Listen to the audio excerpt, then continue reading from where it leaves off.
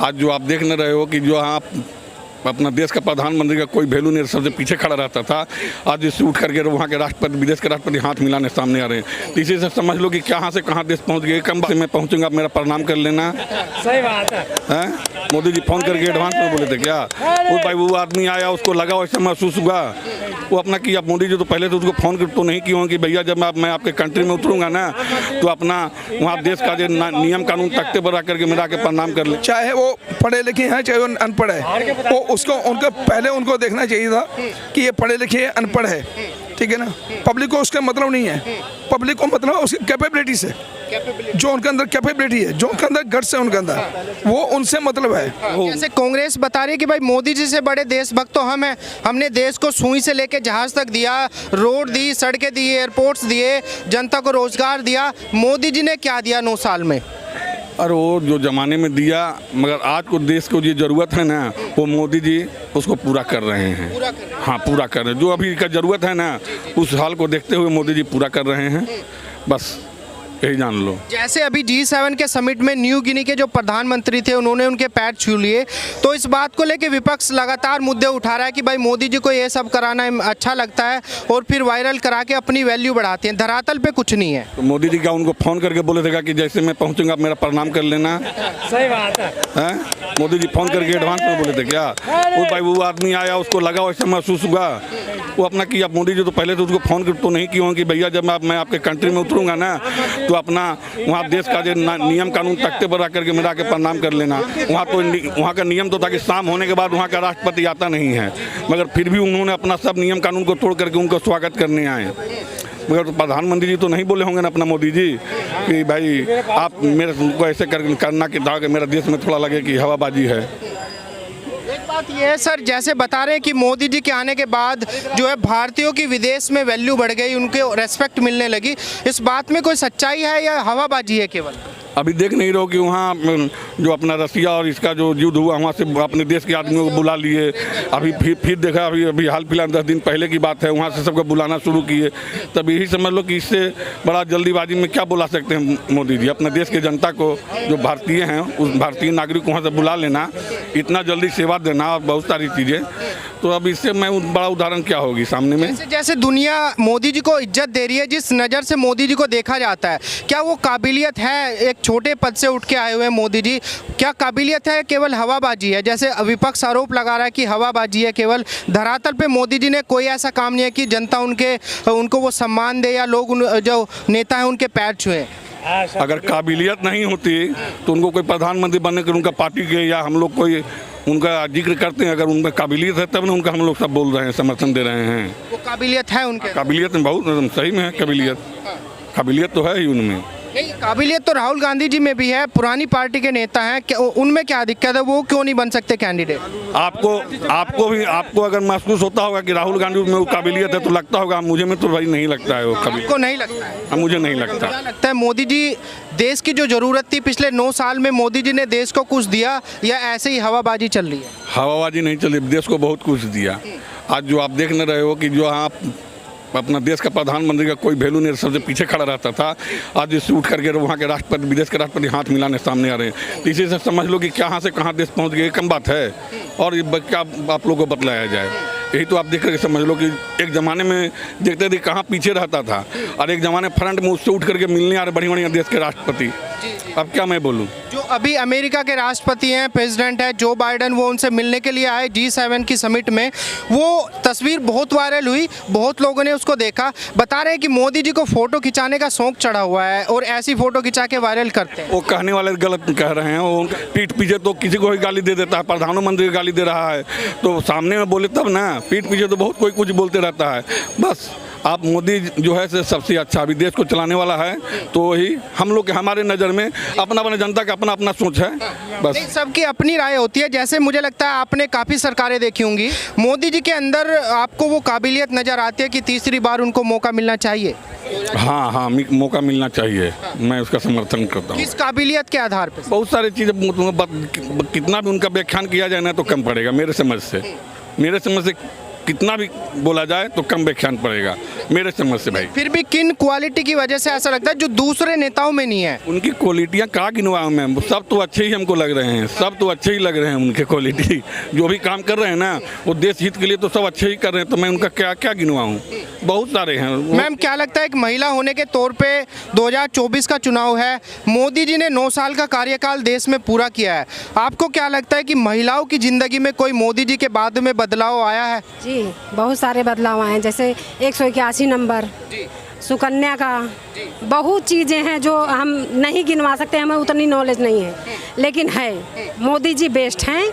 महंगाई बढ़ी है, ठीक है, हम गरीब आदमी हैं, हम थोड़ा कमाते हैं थोड़ा खाते हैं, लेकिन हमें उनसे हमारे पर्सनली कोई बेनिफिट नहीं है, लेकिन बेस्ट हैं, आने चाहिए बस मोदी जी। बेस्ट है मोदी, बिल्कुल बेस्ट एकदम। ये बताइए सर, जो मोदी जी का कार्यकाल रहा, क्या रिपोर्ट कार्ड है मोदी जी का, तीसरी बार में मौका देना चाहिए, किसी और को मौका देना चाहिए? बिल्कुल मौका देना चाहिए, क्योंकि उनमें एक ऐसी काबिलियत है, एक ऐसी कैपेबिलिटी है जो 140 करोड़ देश की जनता को वो वर्ल्ड के एक गैलरी में उन्होंने खड़ा कर दिया। आज जो वर्ल्ड में इंडिया की जो गैलरी में एक नाम चमका है वो इससे पहले कभी नहीं था। जैसे अभी अपने जो बाइडेन जो है जब वहाँ पे आए वो सबसे पहले उठ के उनको मिलने आए हैं, मोदी जी के पास है। वो कोई हवाबाजी नहीं है। मोदी जैसे भी बोलते कि उनको शौक है, ये है वो है, वो शौक नहीं है, ये उनकी कैपेबिलिटी है, ये हिंदुस्तान की कैपेबिलिटी है कि 140 करोड़ देश को सम्मानित किया जा रहा है हर कंट्री में। आज से पहले ऐसा कभी नहीं था। जो पहले जो कांग्रेस के नेता है, हमने ये नहीं बोलते कि कांग्रेस ने कुछ नहीं दिया, लेकिन कांग्रेस को जो देना चाहिए था कांग्रेस से वो 56 साल में वो दे नहीं पाई, वो जो आज जो मिल रहा है हिंदुस्तान को। जैसे अभी बताया जा रहा है कि भाई अब से पहले इंडिया को जितना भी बिजनेस करना होता था वो सब डॉलर्स में करना होता था और उसकी अमेरिका को एक पेनल्टी देनी होती है, एक फ़ी देनी पड़ती है। बट लेकिन अभी देखा जाए 30 प्लस देशों ने भारतीय रुपये को स्वीकृति दे दी है बिजनेस करने के लिए। कितनी बड़ी उपलब्धि मानते हैं? ये बहुत बड़ी इकोनॉमिकल उपलब्धि है जो इंडिया के लिए बहुत ही हर्ष का विषय है। जो INR में बिजनेस करने के लिए बाकी कंट्री जो है वो रेडी हुए हैं। उससे क्या होगा कि हमारे देश की जो ग्रोथ है ना वो जो और ज़्यादा बढ़ेगी, जबकि जो डॉलर है उसके मुकाबले नीचे जाएगा और हमारे जो रुपये की वैल्यू है वो और ज़्यादा बढ़ेगी। तो इससे ये हमारे इकोनॉमिक जो ग्रोथ है वो इंडिया के लिए बहुत ही एक अच्छी गुड न्यूज़ है। अच्छा, कांग्रेस क्यों नहीं कर पाई? क्योंकि इरादा नहीं था या कर नहीं पाई?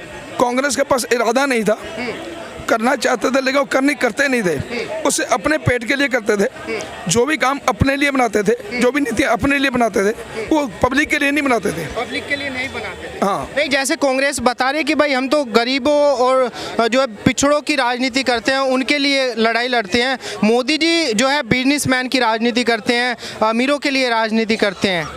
देखिए, हमारे हिंदुस्तान की जो रीढ़ की हड्डी है वो बिजनेस और किसान दोनों है। उन्होंने दोनों को ऊपर लेके जा रहे हैं वो। अगर हमारे हिंदुस्तान में बिजनेस नहीं होगा तो हमारी इकोनॉमिक ग्रोथ कहाँ जाएगी? नहीं हो पाएगी ना।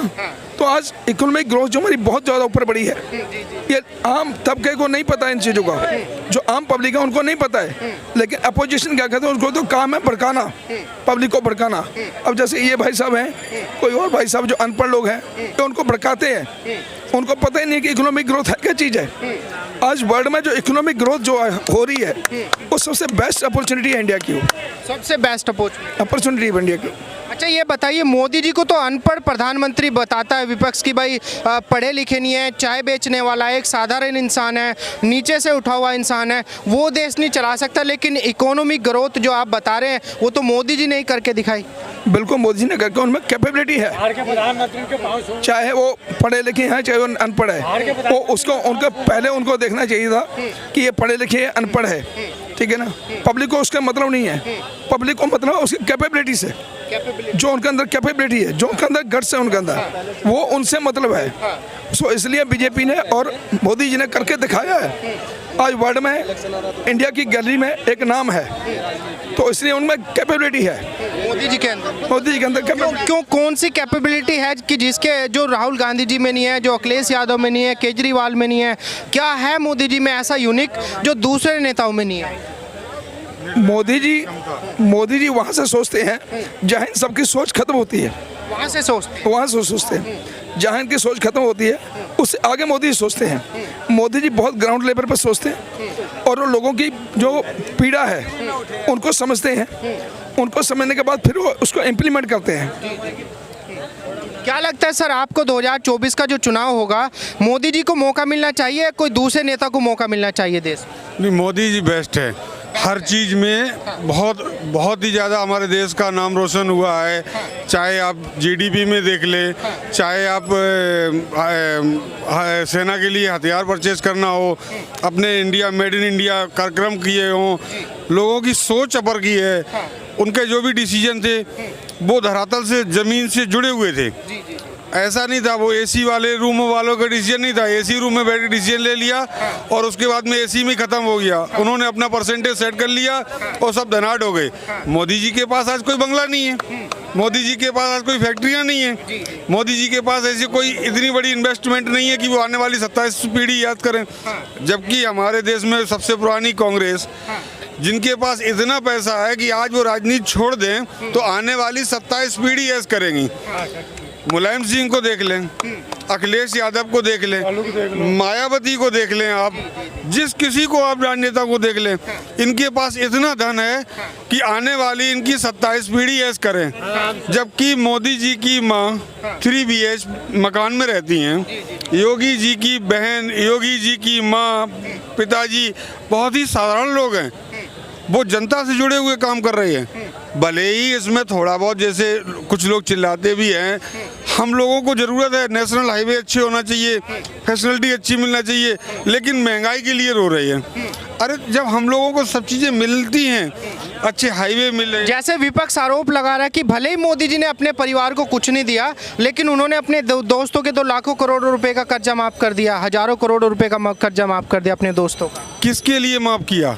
हमारे देश के लिए, क्योंकि हमारे अगर वो इंडस्ट्री चल रही हैं तो हमारे देश के लोगों को रोजगार मिल रहा है, हम लोगों को प्राइवेट सेक्टर में रोजगार मिल रहा है, करोड़ों लोगों को नौकरियां मिल रही हैं। इस वजह से अब रहा सवाल, मुफ्त सेवा नहीं हो रही है कि फ्री बिजली, फ्री बस, फ्री बिजली से क्या होगा?